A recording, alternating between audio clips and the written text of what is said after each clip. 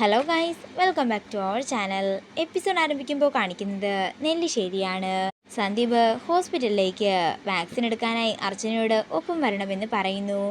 അതേസമയം ഇതെല്ലാം കേട്ട് ദേഷ്യത്തോടെ നിൽക്കുകയാണ് ആതിര. അങ്ങനെ അർച്ചന അടുക്കളയിലേക്ക് പോകുന്നു. അർച്ചന മീരയെ വിളിച്ച് അമ്പലത്തിലേക്ക് വരാൻ പറ്റില്ലെന്നും നാളെ കുഞ്ഞിൻ്റെ കൂടെ വാക്സിൻ എടുക്കാൻ പോകണമെന്നും ഒക്കെ തന്നെ മീരയോട് പറയുകയാണ്. ഇത് കേട്ടുകൊണ്ട് അങ്ങോട്ടേക്ക് വരുന്ന ആതിര പറയുകയാണ്, ചേച്ചി നാളെ എന്താണെങ്കിലും എൻ്റെ ഒപ്പം വരണ്ട.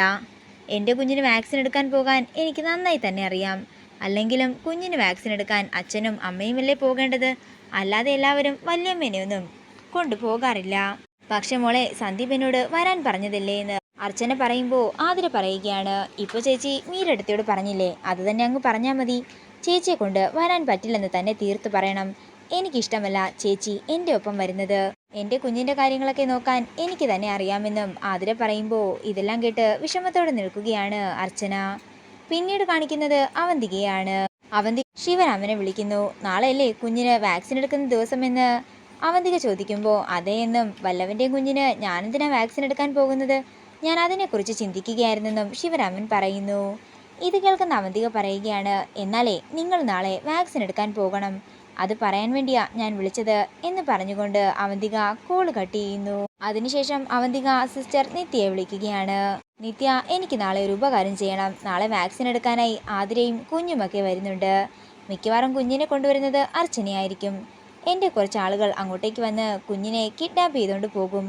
അവർക്ക് വേണ്ട സഹായങ്ങളെല്ലാം നിത്യ വേണം ചെയ്യാനെന്ന് അവന്തിക പറയുമ്പോൾ നിത്യ പറയുകയാണ്, മേഡം എന്നോട് ക്ഷമിക്കണം, എന്നെ കൊണ്ട് ഇതൊന്നും പറ്റില്ല.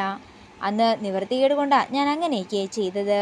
അപ്പോൾ നിത്യ മനഃപൂർവ്വമായിരുന്നല്ലേ എൻ്റെ കോൾ എടുക്കാഞ്ഞതെന്ന് അവന്തിക ചോദിക്കുമ്പോൾ നിത്യ പറയുകയാണ്, ഇനി മേഡം എന്നെ വിളിക്കരുത്, ഇങ്ങനത്തെ സഹായങ്ങളൊന്നും ഞാൻ ഇനി ചെയ്തു തരില്ല.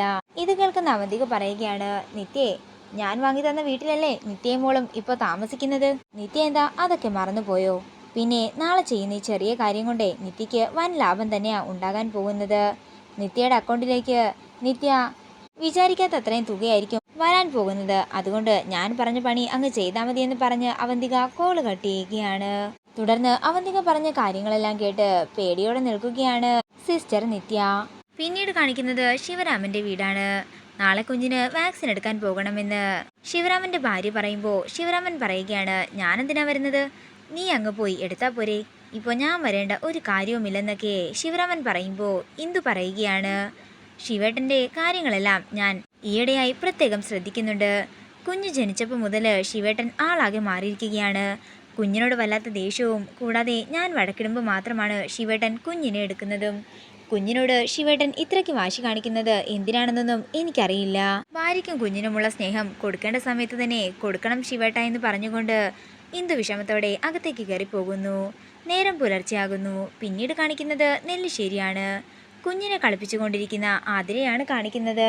ഇന്ന് എൻ്റെ കുഞ്ഞിൻ്റെ ആദ്യത്തെ ഇഞ്ചക്ഷനാണ്, മോള് കരയാനൊന്നും നിൽക്കരുത്, മോള് കരയുകയാണെങ്കിൽ വല്യമ്മയെ കൊണ്ടുവരാത്തതിന് അച്ഛൻ അമ്മയോട് ദേഷ്യപ്പെടും എന്നൊക്കെ ആതിര കുഞ്ഞിനോട് പറയുകയാണ്. പിന്നീട് കാണിക്കുന്നത് മുറിയിൽ വിഷമത്തോടെ ഇരിക്കുന്ന അർച്ചനയാണ്. അതേസമയം സച്ചി മുറിയിലേക്ക് ചെല്ലുകയാണ്. അല്ല, തനിക്ക് ഇന്നല്ലേ ഹോസ്പിറ്റലിൽ പോകണമെന്ന് പറഞ്ഞത്, എന്നിട്ട് താനെന്താ പോകുന്നില്ലേ എന്ന് സച്ചി ചോദിക്കുമ്പോൾ ഞാൻ പോകുന്നില്ലെന്നും സച്ചേട്ടന് ഓഫീസിൽ പോകണ്ടേ, ഞാൻ ആഹാരം എടുത്തു വയ്ക്കാമെന്നും അർച്ചന പറയുന്നു. ഇത് കേൾക്കുന്ന സച്ചി അർച്ചനയെ വിളിക്കുകയാണ്. എന്താടോ ആതിര വീണ്ടും തന്നെ എന്തെങ്കിലും പറഞ്ഞോ? ഞാൻ തന്നോട് അപ്പോഴേ പറഞ്ഞതില്ലേ, നമ്മുടേതല്ലാത്ത ഒന്നിനോടും അധികം സ്നേഹമൊന്നും കാണിക്കരുതെന്ന്. അത് പിന്നെ സച്ചേട്ടാ, ആതിര ഇങ്ങനെയൊക്കെ പറയുമെന്ന് ഞാൻ ഒരിക്കലും കരുതിയിരുന്നില്ല. അവൾ എന്തിനാ ഇത്രയ്ക്ക് പേടിക്കുന്നത്, അതാണ് എനിക്ക് മനസ്സിലാകാത്തത് എന്നൊക്കെ അർച്ചന പറയുമ്പോൾ അർച്ചനയെ സമാധാനിപ്പിക്കുകയാണ് സച്ചി. പിന്നീട് കാണിക്കുന്നത് അവന്തിക അടുക്കളയിലേക്ക് ചെല്ലുകയും ഒരു ഗ്ലാസ്സിൽ പാലെടുത്ത് അതിൽ ഉറക്ക ഗുളിക കലക്കുന്നതുമാണ്. തുടർന്ന് ആ പാലിൻ്റെ ഗ്ലാസ്സുമായിട്ട് നേരെ ആതിരയുടെ അടുത്തേക്ക് ചെല്ലുന്നു.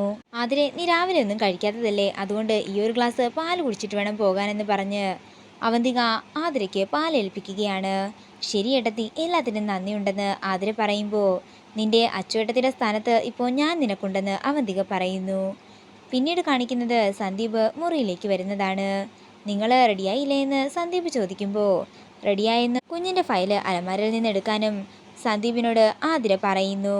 അങ്ങനെ ആതിര പിന്നീട് പാല് കുടിക്കുന്നതാണ് കാണിക്കുന്നത്. തുടർന്ന് കുഞ്ഞിൻ്റെ അടുത്ത് ആതിര എഴുന്നേൽക്കുമ്പോൾ പെട്ടെന്ന് ആതിരയ്ക്ക് തൻ്റെ തല പൊട്ടിപ്പൊളിയുന്നത് പോലെ വേദന അനുഭവപ്പെടുകയാണ്. ആതിര സന്ദീപിനോട് കുഞ്ഞിനെ വാങ്ങാൻ പറയുന്നു. അങ്ങനെ സന്ദീപ് കുഞ്ഞിനെ എടുക്കുമ്പോഴേക്കും ആതിര കുഴഞ്ഞു വീഴുകയാണ്. ഇത് കണ്ട് ഞെട്ടലോടെ നിൽക്കുകയാണ് സന്ദീപ്. ഏട്ടത്തിയെന്ന് സന്ദീപ് ഉറക്കെ വിളിക്കുമ്പോൾ അർച്ചന അങ്ങോട്ടേക്ക് ചെല്ലുകയാണ്. ആതിരയുടെ അവസ്ഥ കണ്ട് ഞെട്ടലോടെ നിൽക്കുന്ന സന്ദീപിനെയും അർച്ചനയും കാണിച്ചുകൊണ്ട് ഇന്നത്തെ എപ്പിസോഡ് ഇവിടെ തീരുകയാണ്. വീഡിയോ ഇഷ്ടമായെങ്കിൽ മറക്കാതെ ലൈക്ക് ചെയ്യുക, ഷെയർ ചെയ്യുക, കമൻറ്റ് ചെയ്യുക. കൂടുതൽ സീരിയൽ അപ്ഡേറ്റ്സിനായി മറക്കാതെ സബ്സ്ക്രൈബ് ചെയ്യുക.